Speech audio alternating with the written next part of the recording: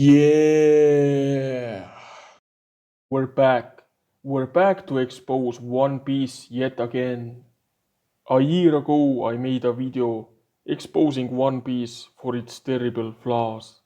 Mostly the Gear 5 transformation. The Gear 5 transformation that destroyed the lore, the established lore and story of One Piece, creating massive amounts of plot holes in the story. When I first saw the Gear 5 transformation in the manga, I had 100 questions because there were so many things that didn't make any sense at all. And I looked up to my favorite manga reviewers to see if they are also asking these questions. And nope, they all simped for this bullshit transformation. And now, a year later, finally the episode is coming out where Luffy turns into the Gear 5 Sun God. And nothing has changed. The same manga reviewers, okay, the same experts, when it comes to mangas or animes, are still fanboying over this awful transformation. And nothing has changed. One Piece after one arc, like one arc, was filled with plot holes. It's the most broken arc in all of One Piece. And now we are in Egghead arc, and it's just as bad, if not even worse. The story of One Piece has been so downgraded. It's not the same story that we had before Timeskip or before Wano. Nothing makes any sense. And the biggest plot hole is still the Gear 5 transformation. And a year later, they have no criticisms.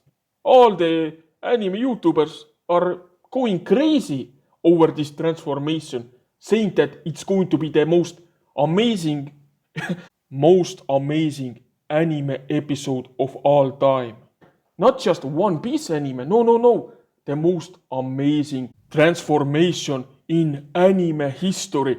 Whoa! Crazy! So I'm gonna play a few clips and then we're gonna get to what this video is all about. So yeah, this is a short clip of basically every single anime YouTuber in existence and how they are reacting to this god-awful transformation. He looks so good. So yeah, these are the average anime YouTubers. You know, the critical reviewers, the experts when it comes to anime. It seems that they are all blind and loyal fanboys, which is kind of sad. Since all the anime YouTubers in existence are simping out and fanboying out over a massive plot hole, then I'm going to have to do their job for them. So let's get into what this video is all about. Top 10 reasons why Gear 5 transformation makes no sense at all. I'll be king of the pirates. I'm gonna be king. Yeah, number 10. And by the way, this isn't like number 1 is more important than number 10. These are just top 10 reasons why Gear 5 makes no sense at all. So number 10, let's talk about how Luffy got the transformation. Let's really think about it. Luffy fought against Kaido, the strongest creature alive. Kaido killed Luffy, and Luffy, by dying, turned into a god. Like that's exactly what happened.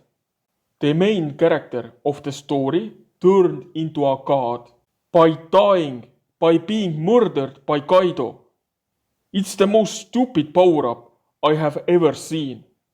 So Luffy gets killed by Kaido and then wakes up as a god. And wakes up 100 times stronger and is all of a sudden able to take down Kaido. Kaido, a character he had no chance against before waking up as a god.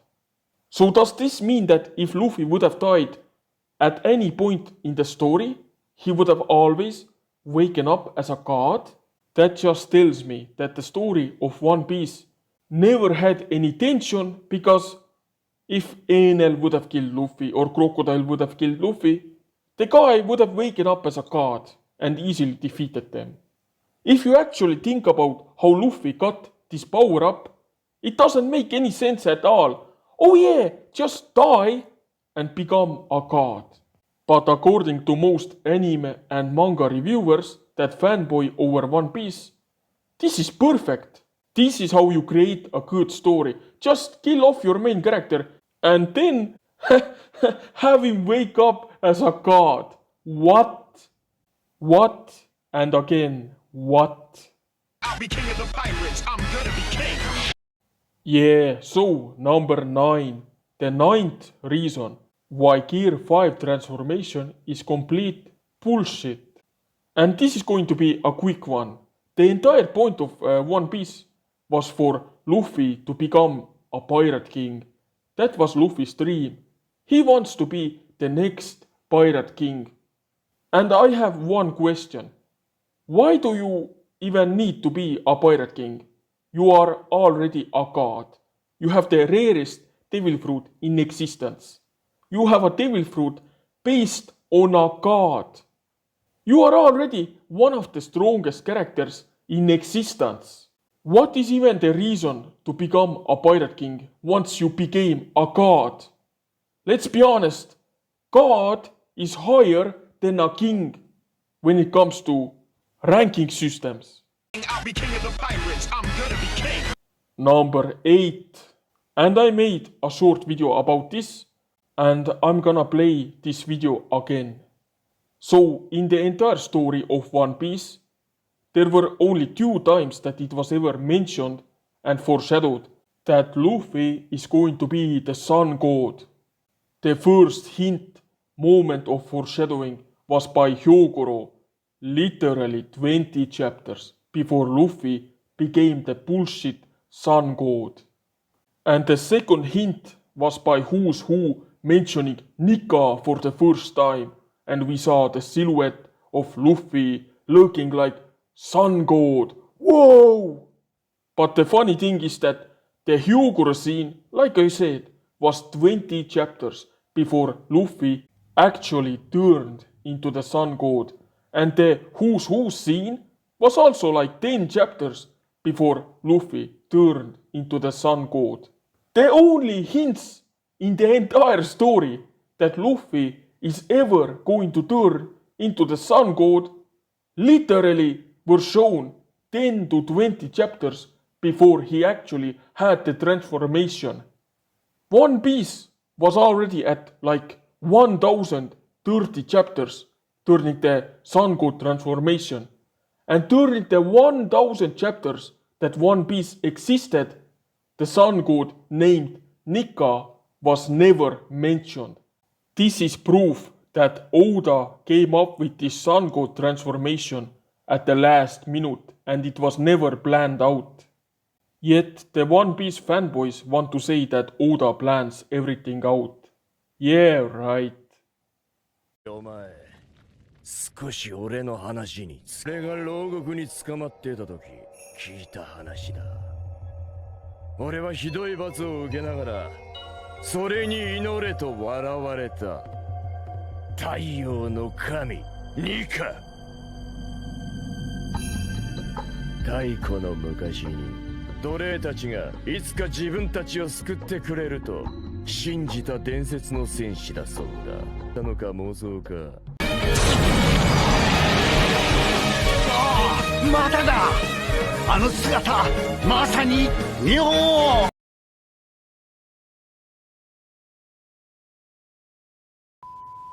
That's it. I'll be king of the pirates. I'm gonna be king. Number 7. The snake in Skypier. But you don't see, Mystic Chimp. Actually, it was foreshadowed for a long time that Luffy is going to be the sun god, because the sun god was mentioned at Skypier at one point. Therefore, you're stupid. Haha, you baka idiot. Okay, let's get one thing straight. The sun god existed in Skypier. Yep, but it had literally nothing to do with Luffy. The sun god at Skypier was a giant, vicious snake. Evil, hungry snake that loved eating people alive. So yeah, apparently, just because a giant snake that loved eating people has the same exact title as a sun god. Therefore, it somehow makes sense that the sun god in chapter 1000 is a humanoid figure, a freer of slaves, a hero worshipped by many characters. The sun god before Wano, people do understand this, right? The sun god before Wano was never a freer of slaves, a mythical hero of history. It was just a fucking snake. I'll be king of the pirates. I'm gonna be king. Number 6. The Shadow. Yes, the Shadow. Apparently, according to every single One Piece YouTuber in existence, Luffy's shadow looking like the sun god silhouette is Oda foreshadowing the sun god transformation for 20 years because Oda is a genius. Okay, that's complete nonsense, and I'm here to expose how every single anime reviewer that says this thing is a liar, who clearly has no idea what they are talking about. Yes, the sun god silhouette did look like Luffy. But here's the thing, the silhouette of sun god Nika was first shown in chapter 1018. So yeah, the Nika silhouette was shown in chapter 1000 something, and Luffy was first shown in chapter 1. Chapter 1! The very first chapter of One Piece. We have seen how Luffy's shadow looks like for a long time. Now the only way the sun god silhouette would have been foreshadowing is if we saw the sun god silhouette before we saw Luffy. Does that make sense? In order to foreshadow something, you have to show it first. Not be like, yeah, I'm gonna create this sun god transformation 1000 chapters into this story. And I'm gonna just use Luffy's shadow as the silhouette for the sun god. And it's going to happen like 10 chapters before Luffy turns into the sun god. And let's call it, we're done, let's call this foreshadowing. How is this foreshadowing? Huh? Am I going crazy? Because I seem to be the only one noticing that this isn't foreshadowing, it's incredibly lazy writing by Oda. I'll be king of the pirates. I'm gonna be king. Number 5. So what do we know about the sun god transformation, about the sun god devil fruit? We know that it's extremely rare that the Kurosei, the world government, have wanted to get their hands on this power for a long time. And when the world government finally got their hands on this amazing devil fruit, the Kurosei sent CP0 agents, a marine, 10 vice admirals after this devil fruit. An entire fleet, a massive army was sent to protect this devil fruit from pirates. Oh wait, oh no, that's not what happened. The Kurosei sent a CP9 agent, a single CP9 agent to guard the most amazing godly devil fruit in existence. Not even a CP0 agent, they sent a CP9 agent. And then when the CP9 agent fails to protect the devil fruit, they blame him? The world government, the idiots that sent a single CP9 agent to guard the most amazing devil fruit in existence are blaming the CP9 agent for failing his mission instead of blaming themselves for being idiots and not sending CP0 agents or admirals. Oh, but this is just the start of how stupid the world government has been when it comes to the Nika devil fruit. I'll be king of the pirates. I'm gonna be king. Number 4, and I talked about this at least 3 other times in my other videos. The Kurosei were turned into clowns by Oda. They are joke characters. They are literally old men with Alzheimer's who clearly have no idea what they are doing. So the Gorosei knew that Luffy had the Sun God Devil Fruit the entire time. Yet they never bothered to go after Luffy because, well, I have no idea why. Just Oda's genius writing, I guess. I mean, they went after Luffy because Luffy punched a world noble in the face. They literally sent an admiral after Luffy because of that. But Luffy being a god, nah, let's not send an admiral after him. I know we want this devil fruit, like this is the most important devil fruit in existence, but let's not bother. Let's go after Luffy in Wano. Let's not go after him before Wano because before Wano the devil fruit didn't exist.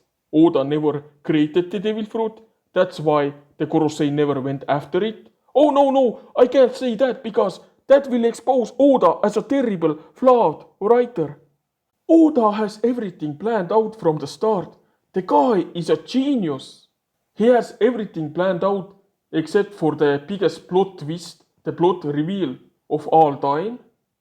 Luffy's ability was never Luffy's ability after like what, 25 years?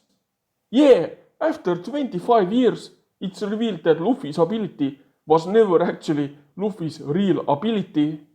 His actual ability is the ability to become a god, amazing god, whoa! And Gorosei was always after the devil fruit from the start, except for the fact that no one ever mentioned the devil fruit and no one was ever after it.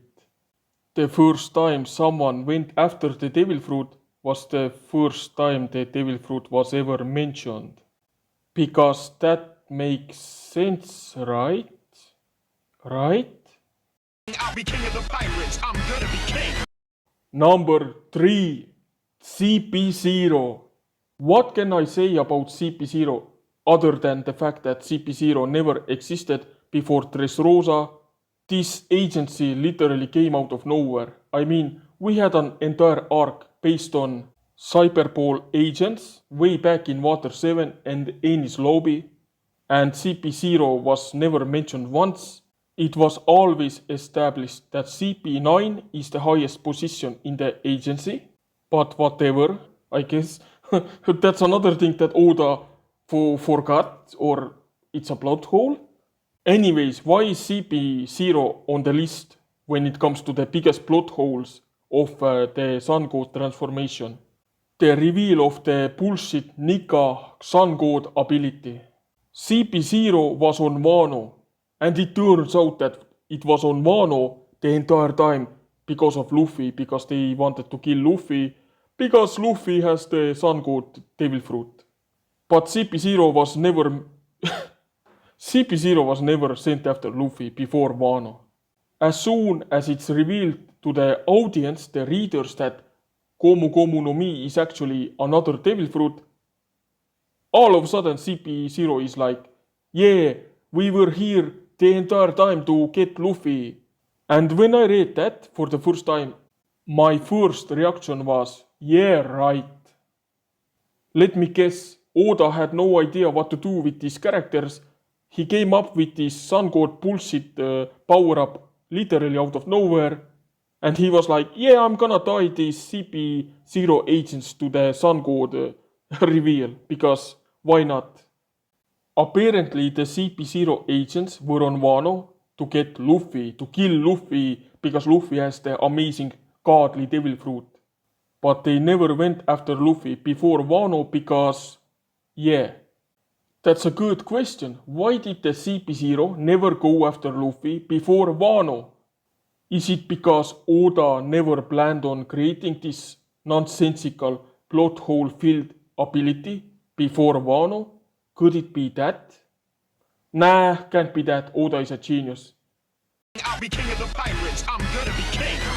Finally, number 2. So what did this Sun God power-up teach us?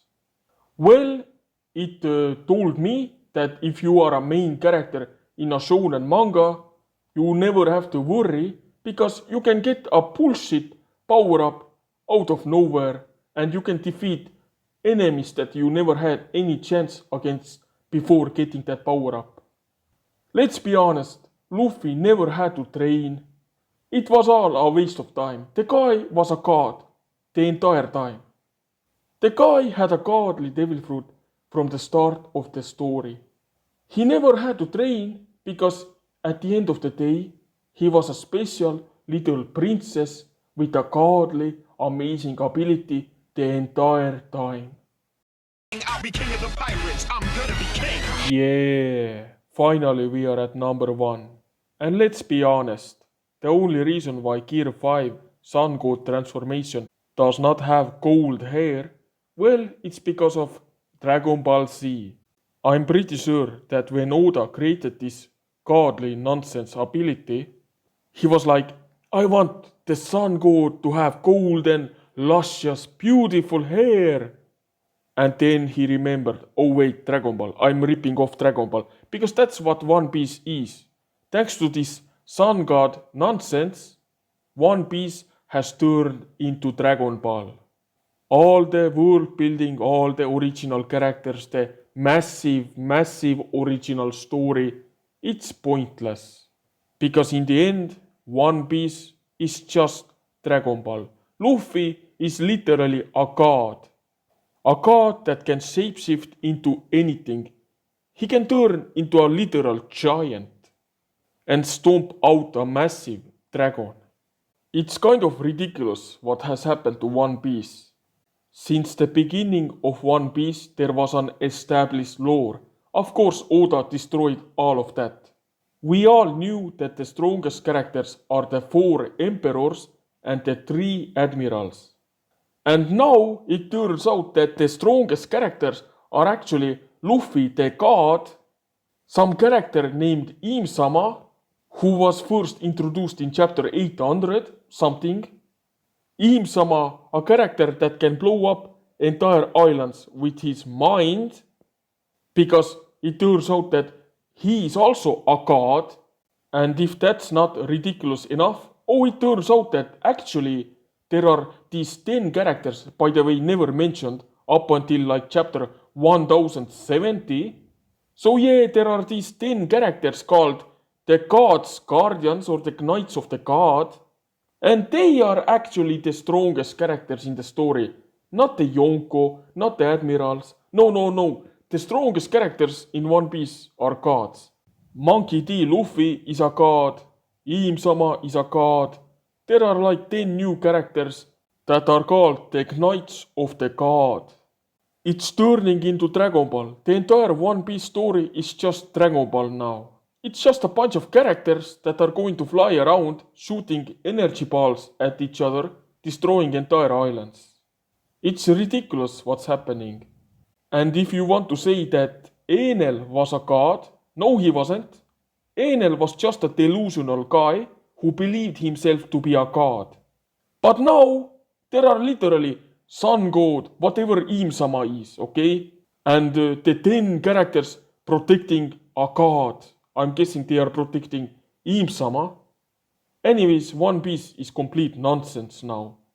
And I still don't understand. My brain cannot understand why there are so many people hyped up for Gear 5 transformation. The same transformation that completely destroyed the entire story and lore of One Piece. The story that was built since 1997 was destroyed and everyone is just, oh god, oh my god, joy boy. Okay, whatever. That's all for now.